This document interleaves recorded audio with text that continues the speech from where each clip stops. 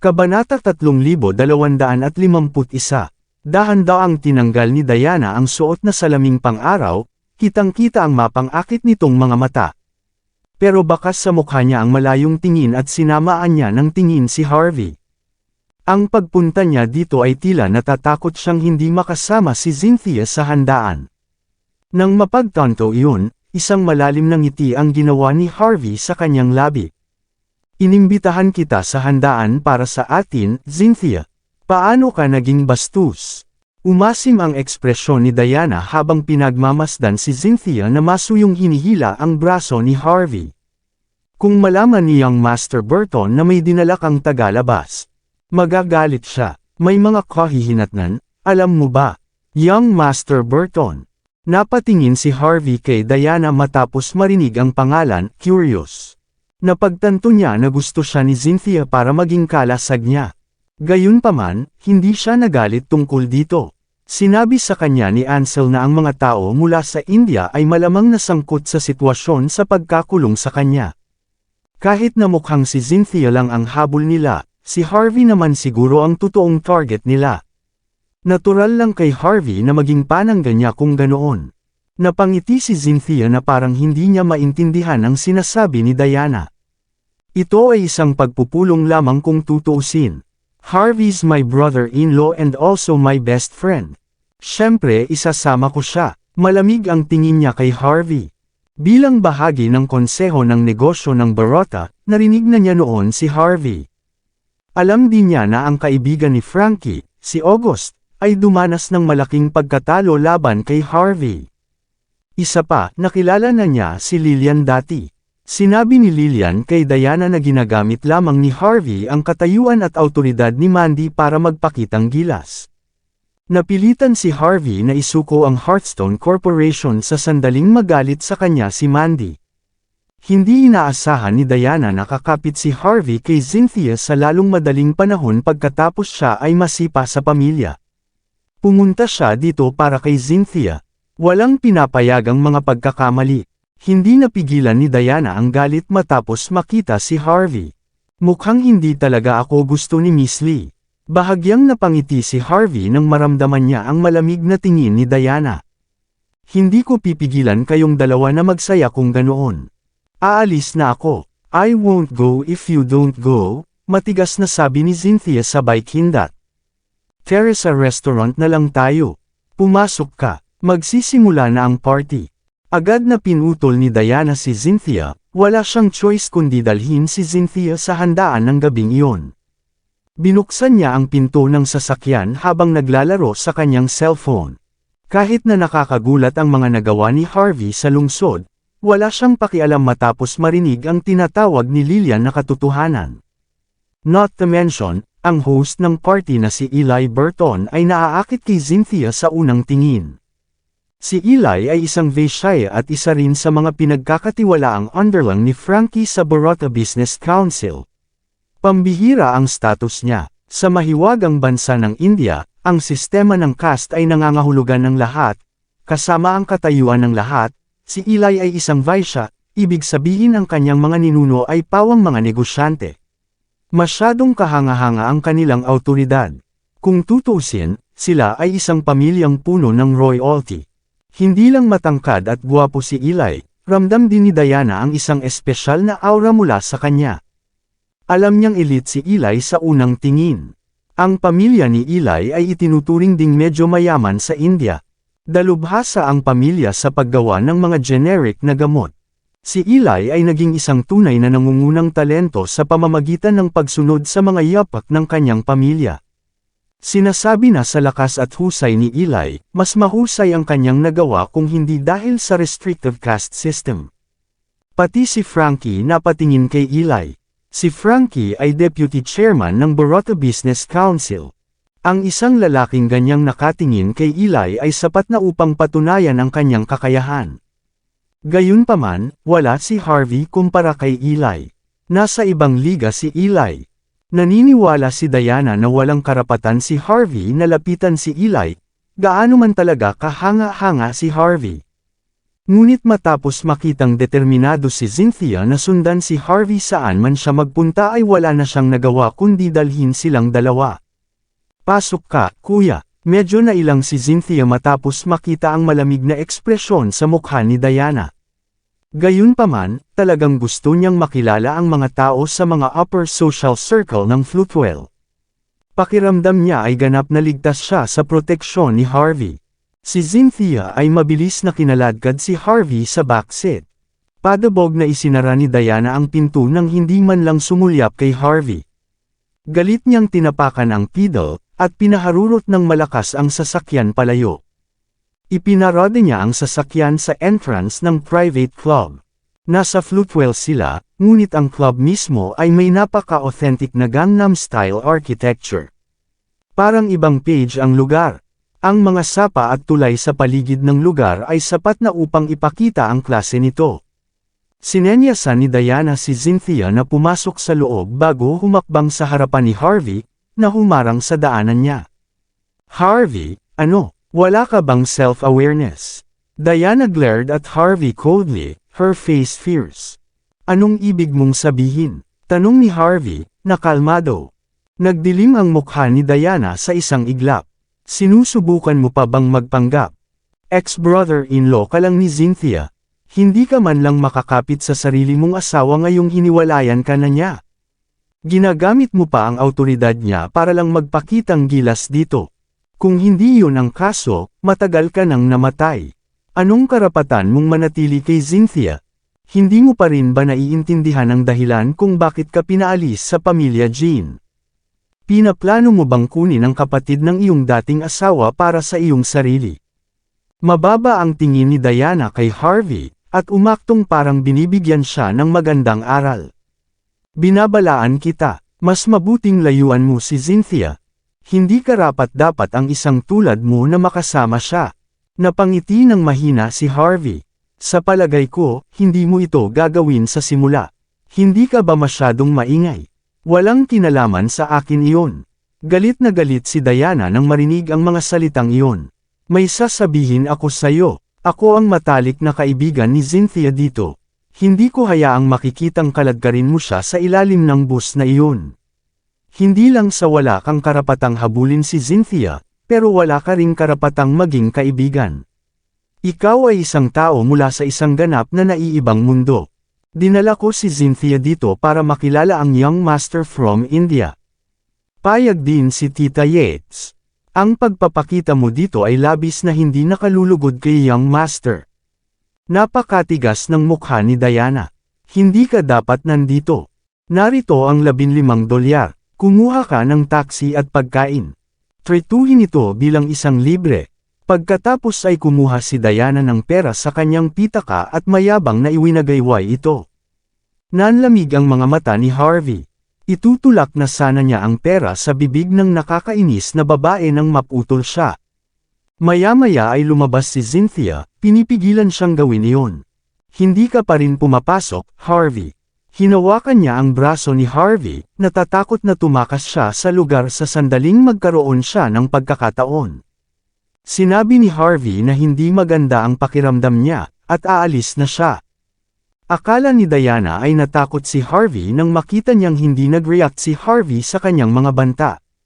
Naglabas pa siya ng pera at ibinato kay Harvey. Hindi ba sapat ang $15 para sa iyo? Ito ay $140. Kunin mo, hindi na kailangang bayaran ako. Naisip ni Diana na dapat siyang maging mas mapagbigay sa pera. Hindi mahalaga kung magkano ang ibinigay niya kay Harvey basta aalis siya sa lugar. Medyo nakaramdam ng pag-aalala si Cynthia. May sakit ka ba, Harvey? Bakit hindi kita dinala sa ospital? Hindi na kailangan. Mas gumaganda ako kapag nakikita ko ang cute na maliit na mukha mo. Tutal, ikaw ang magic pill ko. Ngumiti si Harvey, walang pakialam na magpakita ng kahit anong mukha kay Diana. Kaya na sa loob. Matagal na akong hindi kumakain. Mag-isa lang akong kumain nung nakaraang gabi. Casual na hinawakan ni Harvey ang kamay ni Cynthia bago pumasok sa club. Pulang-pula ang mukha ni Cynthia, ngunit hindi siya umimik habang hawak niya ng mahigpit ang kamay ni Harvey. Nag-aapoy sa galit si Diana sa nangyari sa pagitan nilang dalawa. Halos mag-ubos siya ng dugo doon at pagkatapos, "Isa kang bastard. Binibigyan kita ng pagkakataon. Malalaman mo ang gagawin mo kapag nagalit si Young Master Burton." Si Diana ay nagngangalit ang kanyang mga ngipin at nagsimulang isipin na si Harvey ay talagang binubugbog. Pagkatapos, huminga siya ng malalim at pumasok sa loob ng club. Isang grupo ng mga tao ang nagkasya sa pinakamalaking kwarto na inaalok ng club. Ang kwarto ay tinawag na Gangnam Outskirts, at ito ay pinalamutian ng maayos. Ito ay isang napakagandang tanawin. Isang dosenang lalaki at babae ang nagtipon sa loob.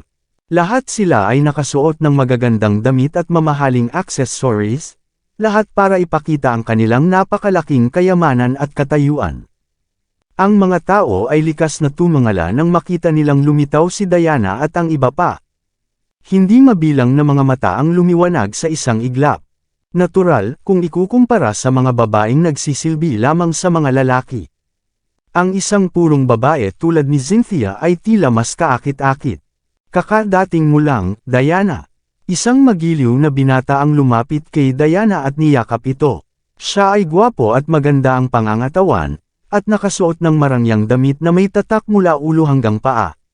Nakasuot din siya ng gintong kwintas na nakakadena na kasing lapad ng kanyang daliri, na para bang natatakot siyang hindi malaman ng mga tao ang kanyang pambihirang yaman. "I'm really sorry, Mr. Burton. May nakasalubong akong bulag na tanga sa kalye at medyo nahuli ako." Matamis na ngumiti si Diana na para bang handa nang humiga sa ibabaw ni Eli. "Lubos kong ikinalulungkot na sinira ang iyong kasiyahan sa pagiging huli ng ganito, Young Master Burton." "Hihihi. Anong pinagsasabi mo, Diane? Isang karangalan na magpunta ka rito. It doesn't matter kung medyo late ka." Humigop ng champagne si Eli bago bumagsak ang nagbabagang tingin niya kay Cynthia. "At dapat si Cynthia ito, diba?" "Tama, iyon lang," sagot ni Diana. Si Cynthia Zimmer ng ika-9 na sangay ng pamilya Jean. Bukod sa sikat sa internet, university student pa siya. Siya ay dalisay at inosente na parang bata. "Magiging masaya ka ngayong gabi, Young Master Burton. Naiintindihan ko. Ikinagagalak kitang makilala, Miss Zimmer." Masayang inilahad ni Eli ang kanyang kamay, may determinadong ekspresyon sa kanyang mukha. "Ako si Eli Burton. Galing ako sa pamilyang Vaisya. Maaaring hindi mo maintindihan ang sistema ng caste sa aking bansa. Hayaan mo akong magpaliwanag. Kaming mga Vaisya ay isinilang upang maging mga negosyante at magkaroon ng napakaraming kayamanan. Dapat marunong ka nang umintindi sa ngayon, diba? Tere, tambay tayo." Si Eli ay nagpakita ng isang matingkad na ngiti at nag-aalab na pagnanasa sa kanyang mga mata. Ang kanyang paghinga sa oras na iyon ay medyo masyadong mabilis. Ang isang babaeng kasing dalisay at kasing ganda ni Cynthia ay halos hindi matagpuan sa India. Kahit na mayroon, malamang na sila ay nagmula sa isang Brahman o Kshatriya na pamilya. Wala man lang karapatan si Eli na lumapit sa kanila. Kaya naman hindi niya napigilan ang kanyang impulse sa sandaling iyon. Gusto pa niyang sirain si Cynthia noon pa man. Medyo nasiyahan siya sa regalong inihanda ni Frankie para sa kanya. "Kumusta, Young Master Burton?" Hindi inabot ni Cynthia para kalugan ang kamay ni Eli, ngumiti lang siya habang nakahawak sa braso ni Harvey. "Ikinagagalak kitang makilala. Hayaan mong ipakilala kita. Boyfriend ko ito, si Harvey." Hindi rin tanga si Cynthia. Naranasan na niya ang lahat ng mga tagumpay at kabiguan ng lipunan, alam niya kung paano protektahan ang kanyang sarili. Hindi siya nagdalawang isip na itulak si Harvey pasulong bilang isang kalasag. "Harvey." Naging malamig ang tingin ni Eli, na parang nakilala niya ang pangalan. "Boyfriend?" Malamig niyang tanong. "Banibiro ka lang niya, Young Master Burton." Sinabi ni Diana ang totoo sa isang iglap. Si Harvey ang asawa ni Mandy. Nandito siya ngayon bilang bantay ni Cynthia. At saka, ang isang pambihirang babae na tulad ni Cynthia ay hinding-hindi hahangaan ng isang bantay na lalaki na tulad niya. Naghiyawan ang mga tao sa mga salitang iyon. Walang nag-iisip na ang isang tulad ni Harvey ay maglalakas loob na sumali sa pagtitipon. Mga panghahamak na ekspresyon sa mga mukha ng mga dilag, na parabang sinisira ang handaan dahil sa itsura ni Harvey. Ang ilan ay nagtakip pa ng ilong habang umuurong ng ilang hakbang, sa paghinga sa parehong hangin katulad ni Harvey tila lubos na disgusting sa kanila. Medyo nasiyahan si Diana sa reaksyon ng audience, tinitigan niya si Harvey ng mapang-asar na mga mata. Ang isang mababang tao tulad ni Harvey ay hindi kailanman magiging sapat para kay Cynthia. Gusto niyang sumali sa handaan. May karapatan ba siya? Maraming salamat sa lahat ng sumusubaybay. Please subscribe and follow my YouTube and Facebook channel, Pilipino Novel. Maraming salamat po. Kabanata 3255. Dating asawa, isang bantay. Naiintindihan ko. Interesting. Parang may na-realize si Eli. Tumingin siya kay Harvey na may singkit na mga mata na puno ng pang-aalipusta. Mas mahusay na gamitin ang iyong utak ng mas madalas. Kung tutuusin, alam ng isang tao kung kailan titigil. Binabalaan kita, huwag subukang maging isang bayani. Kung hindi, ang mababang uri ng tao na tulad mo ay mamamatay sa isang kakilakilabot na kamatayan. Ang mahinahong mga salita ni Eli ay napuno ng mahigpit na pagbabanta. Napadikit si Cynthia sa braso ni Harvey, labis ang selos ni Eli. Si Harvey ang boyfriend ko. Desididong bulalas ni Cynthia. Tigilan mo na ang pang-iinsulto sa kanya. Humagalpak sa tawa ang mga tao. Isang babae mula sa isang malaking pamilya at isang lalaki na wala. Sila ay mula sa ganap na magkakaibang mundo, ngunit si Cynthia ay patuloy na nagsasabi na sila ay magkasama. Sino ang maniniwala sa kanya? Tumigil ka na sa pagbibiro ng ganyan, Cynthia. Mapang-asar na tumawa si Eli. Paano mo nagawang ibaba ang iyong sarili sa kanyang klase? Wala siyang karapatang makasama ang isang Diyosang tulad mo. Tama, lahat diba? Nagtawanan muli ang mga tao sa sinabi ni Eli. Isang walang kwentang tao na nagsisikap na makasama ang isang tao na higit sa kanyang makakaya.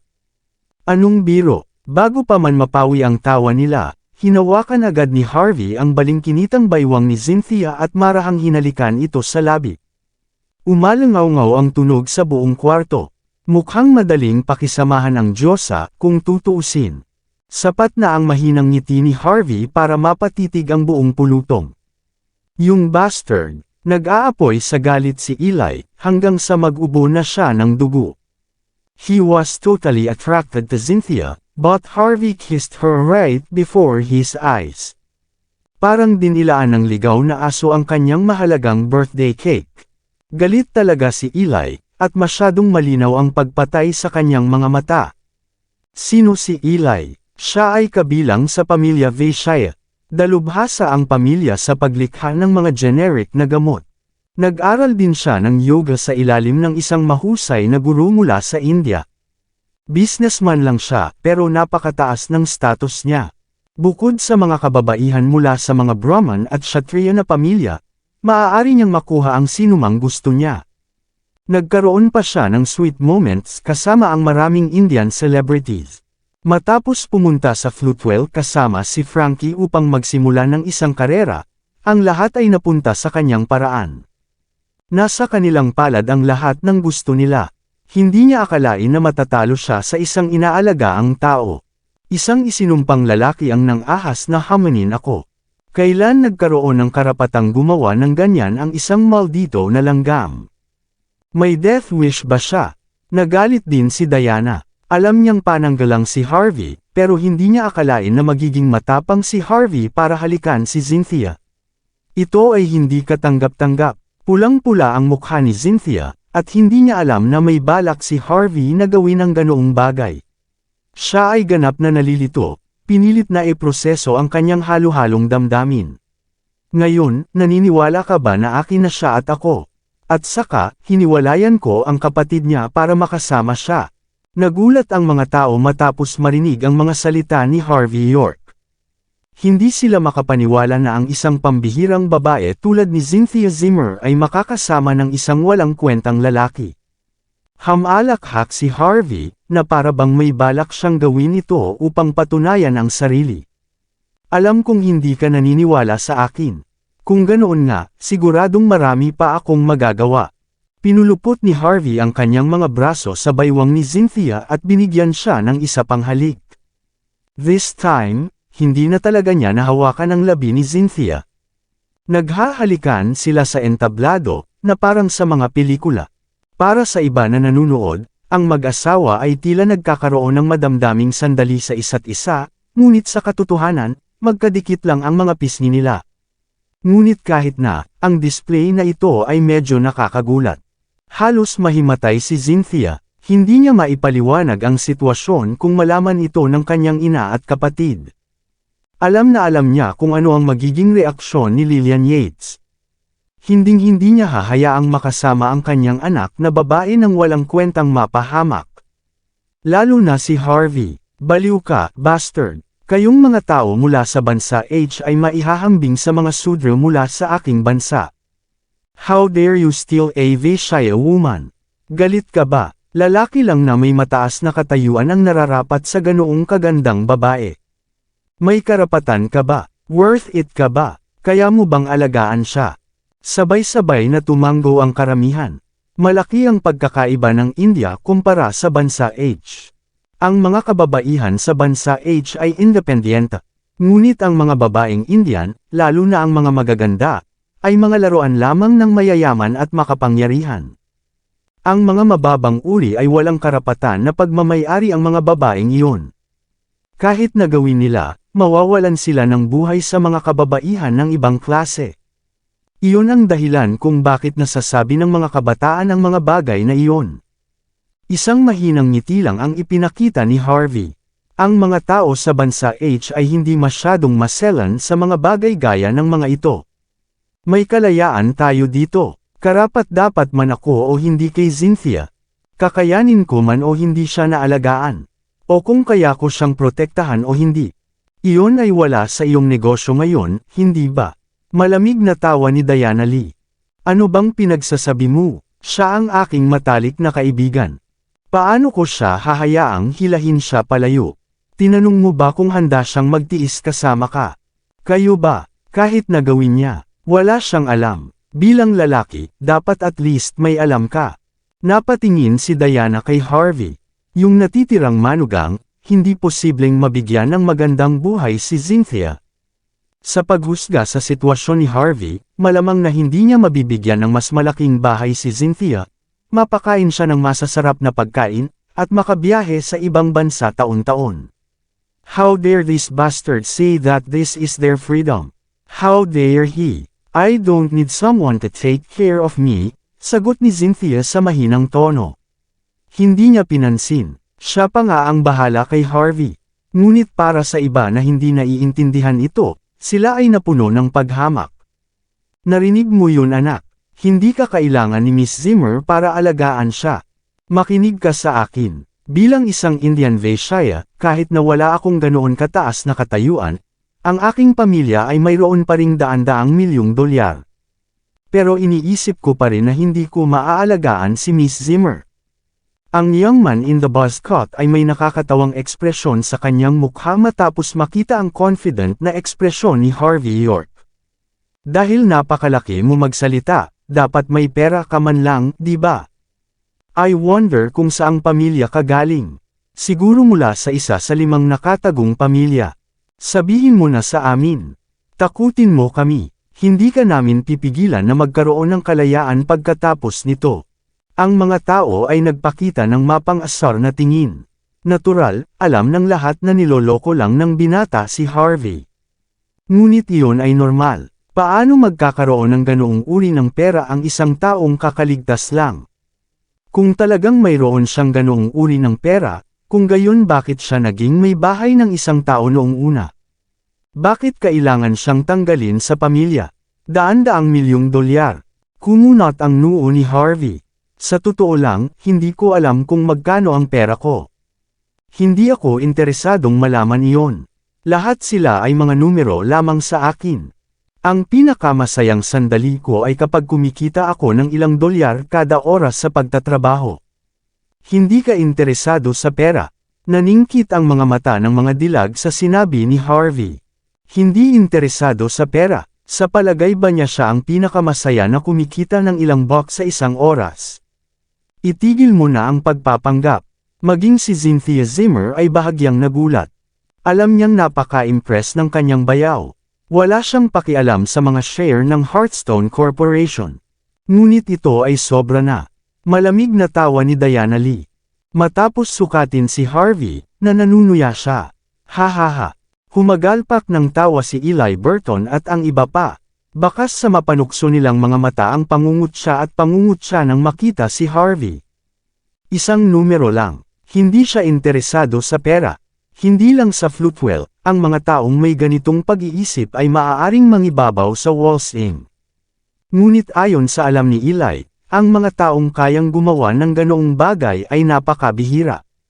Master ng Longmen, ang Panginoon ng Golden Palace, ay isa sa mga taong iyon. Ang unang tao sa pangangasiwa ng Floatwell ay halos wala sa listahan. Kahit ang young master ng pamilya Bauer ay hindi maglalakas loob na sabihin ang ganoong bagay. Si Harvey ay hindi mula sa Golden Palace, at hindi rin siya mula sa pamilya Bauer. Kung gayon, paano siya maglakas loob na magsabi ng ganoong bagay? Nakakaloka. Hey. Kaya hindi ka interesado sa pera. Paumanhin, Ginoong York. Natigilan ang binata at nagkunwaring nagulat bago hinawakan ng mahigpit ang kamay ni Harvey. Dapat mayroon kang isang uri ng target na kita bawat araw, tama ba? Bakit hindi mo hayaan na maranasan namin ang iyong pang-araw-araw na buhay? Nagtawanan ang mga tao matapos marinig ang sinabi ng binata, target ng kita bawat araw. Isang lalaking kumikita ng $15 milyong araw-araw. Kahit na umiral sila, tiyak na hindi sila magiging ganito. Sinamaan ng tingin ni Eli ang binata. Tama na, Body. Si Sir York dito ay hindi interesado sa pera. Lunurin ka niya ng pera kung patuloy mo siyang ginagalit. Siyempre, naiintindihan ko. Nagpakita ng paggalang ang binata habang walang tigil na nakayuko.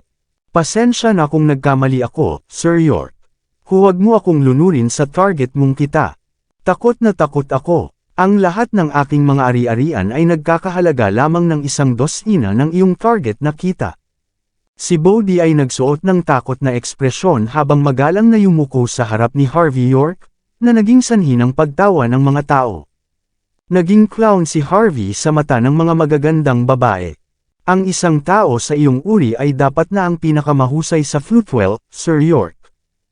Hamalakhak si Eli Burton habang may nakasabit na gintong kadena sa kanyang leeg. Pumunta ako dito upang bumuo ng isang pharmaceutical base at gumawa ng ilan sa mga pinakakailangan na gamot sa buong mundo. Pinaplano kong humingi sa bangko ng $100 milyong para sa pautang, ngunit naisip ko na mas mabuti kung hihilingin ko ito sa iyo sa halip na manalangin sa mga Diyos. Kung handa kang mamuhunan sa amin, ginagarantiya ko na maibabalik mo ang iyong ROI sa loob ng 1 taon. Magti-triple pa nga ang puhunan mo sa loob lang ng 10 taon. Kumusta ang tunog na iyon? Interesado ka ba? Kung tutuusin, ang $100 milyon ay wala sa iyo, di ba? Sa halip, paano kung ipaubaya mo ito sa isang hamak na tulad ko? Tuloy-tuloy na nagtawanan ang mga tao. Napakasungit ni Eli. Talagang hindi niya nirerespeto si Harvey. Tinapakan niya ito sa pagkakataong ito. Aalis na tayo, kuya. Galit na hinawakan ni Cynthia Zimmer ang kamay ni Harvey matapos makita ang tanawin. Alam niyang napakayaman ni Harvey, pero hindi niya basta-basta pwedeng i-invest ang pera niya sa kahit ano. Ang young master mula sa India ay tila medyo malabo. Walang pagkakataon na niloko siya ni Harvey noong una.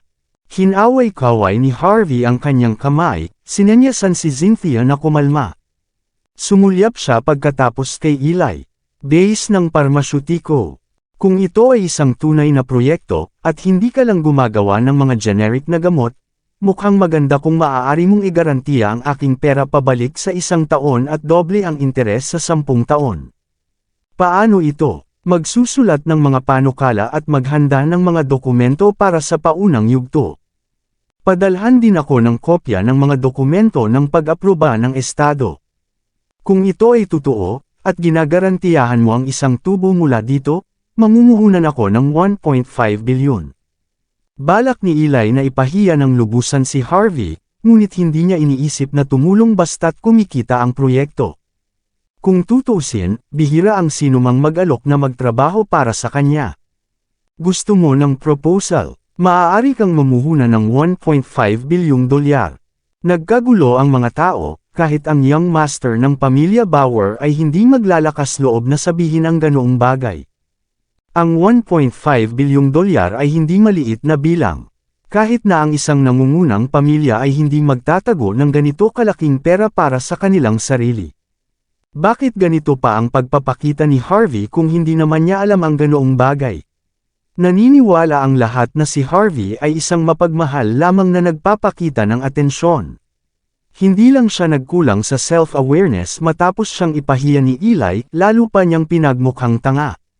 Gaano ka tanga? Malamig na tawa ni Diana Lee. Mabuti, magsusumit ako ng proposal bukas. Pero at least tingnan muna natin yung investment, di ba? Halika, tingnan natin kung magkano ang pera sa iyong account. Humanga si Eli Burton matapos marinig ang sagot ni Diana Lee. Gaya ng inaasahan sa babaeng pinili niya, alam na alam ni Diana kung paano susundin ang plano ni Eli. Hamalakhak si Eli habang may hawak na baso ng champagne.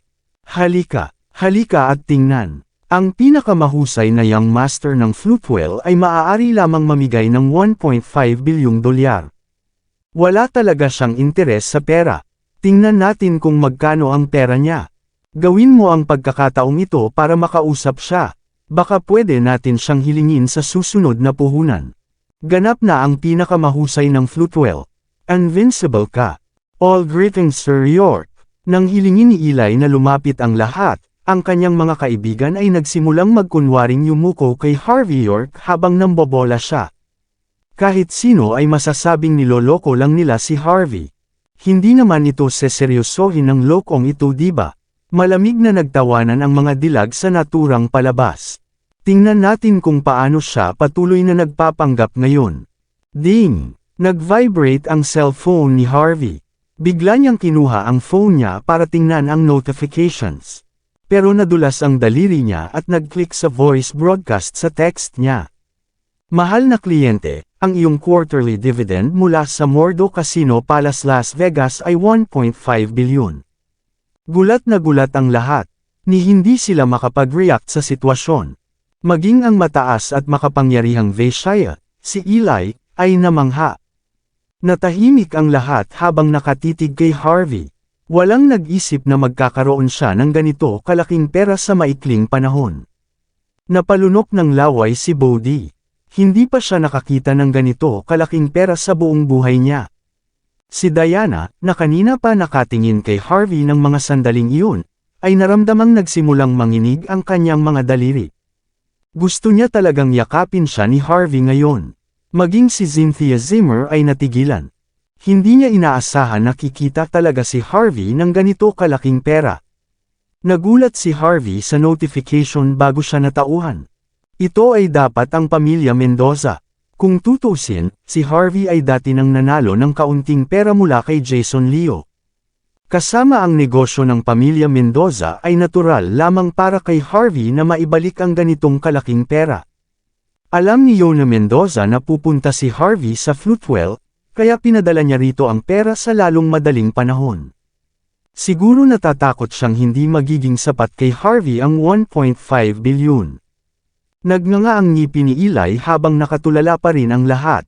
Hindi ako makapaniwala. Nakakuha ka ng pera mula sa Mordo Casino Palace. Alinman sa mayroon kang isa sa 6 na lisensya ng casino, o ikaw mismo ang hari ng pagsusugal.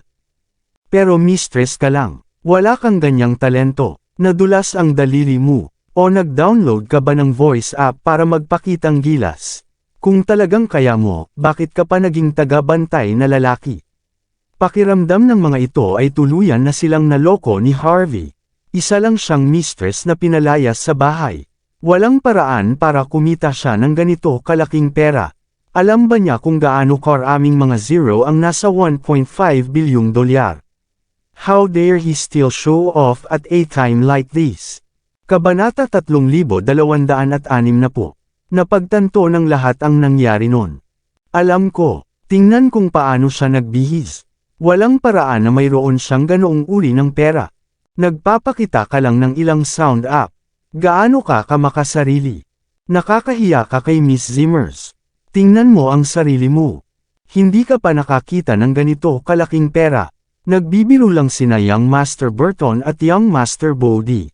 Sa tingin mo ba talaga ikaw ang kampyon dito? Ang mga taong nabigla kay Harvey York ay natauhan bago siya walang katapusang ininsulto. Kung mas malaki ang pagkabigla, mas malakas ang mga salita. Halos lokohin tayo ng kawawang bastard na ito. Curious na pinagmamasdan ni Harvey ang mga lalaki sa galit. Wala siyang intensyon na ipaliwanag ang sitwasyon.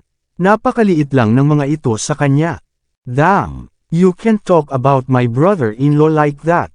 Galit na galit si Cynthia Zimmer matapos makitang walang tigil na tinutuya si Harvey. Hindi siya magsisinungaling sa'yo ng ganyan. Ang 1.5 bilyong dolyar ay talagang wala sa kanya. Ibinigay niya ang kanyang share sa Hearthstone Corporation sa kapatid ko nang walang sabi-sabi. Nakatayo si Bodhi at ang iba pa sa pwesto bago sila humagalpak ng tawa. Iniwan niya ang kumpanya. Anong biro? Alam ng lahat na si Joseph Bauer ang may hawak nito. Dahil si Mandy Zimmer ang nagmamay-ari ng stock, nangangahulugan lamang iyon na tinanggap niya ang proposal ng kasal ni Joseph. Ibinenta niya ang sarili niyang katawan para sa stock. Ano ang dapat ipakita? Sinabi pa ni Cynthia na lahat ng ito ay dahil kay Harvey. Hindi ba niya alam na niloloko lang ang kanyang bayaw ngayon? Humakbang si Diana Lee. Isa lang siyang mahirap na bata, pero kailangan pa rin niya ng respeto. Kumain na tayo. Ang lahat ay lilipas pagkatapos ng isang inumin o dalawa. Nagpatuloy si Diana sa pagtitig kay Eli Burton. Ang intensyon ay medyo malinaw. Hindi na kayang e-provoke ni Eli si Cynthia kung gusto niya talaga. Tumingin si Eli kay Cynthia ng malungkot na tingin bago nagpakita ng maamong ngiti. Binili ko ang buong lugar ngayong gabi, Miss Zimmer. Umorder ka ng kahit anong gusto mo. Aalis tayo kapag lasing na tayong lahat. Nag-order ako ng dragon set para lang sa iyo. Inumin mo muna ito. Pumasok ang isang waiter na may kasamang hilera ng Ace of Spades. Isang maliwanag na apoy ang nag-aapoy sa itaas ng inumin, na para bang ito ay isang tunay na dragon. Ang mga set lamang ay nagkakahalaga ng daan-daang libong dolyar, na nagpapakita ng yaman ni Eli sa paggawa nito. Tuwang-tuwa si Diana at ang iba pang mga babae. Desperado nilang sinubukan ang kanilang makakaya na maging pagkain ni Eli sa sandaling iyon. Kinaladkad pa ni Diana si Cynthia papunta sa main set. Kalmadong naglakad pa harap si Eli habang kumikilos. Malamig na tumikim si Bodhi bago humarang sa daraanan ni Harvey. Harvey, tama ba? May sasabihin ako sa'yo. Wala akong pakialam kung ganoon ka kahanga-hanga o hindi. I don't even care if you are Cynthia's real boyfriend or vice versa. Pero dahil gusto niyang Master Burton, nasa kanya siya. Mabuti pa umalis ka na dito ngayon din.